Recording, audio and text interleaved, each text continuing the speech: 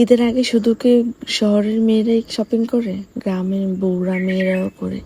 আজকে সেগুলোই আপনাদের সাথে শেয়ার করব। আজকে পরিচয় করিয়ে দেব আপনাদেরকে লেসপিতার সাথে। যারা গ্রামে বড় হয়েছেন তারাই এটার সাথে অনেক বেশি পরিচিত। এই বক্সগুলোর ভিতরে কি আছে দেখার জন্য একদম পাগল হয়ে থাকতাম ছোটবেলায়। এই মামার কাছ থেকে আমরা ছোটবেলা থেকে লেসপিতা কিনে থাকতাম, বিশেষ করে ঈদের আগে ক্ষুদ্র ক্ষুদ্র করে টাকা জমাতাম লেস ফিতা কেনার জন্য। ওই সময়টাই ছিল অনেক আনন্দের, সুখের। 100 টাকার লেস ফিতা কিনলেই অনেক বেশি হ্যাপি থাকতাম, যে হ্যাপিনেসটা এখন 1000 টাকার মধ্যেও নেই।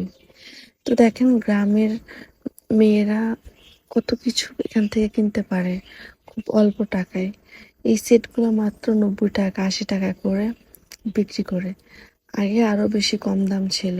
আর এইগুলা নিয়েই আমরা গ্রামের মেয়েরা অনেক বেশি হ্যাপি থাকি অল্পতেই।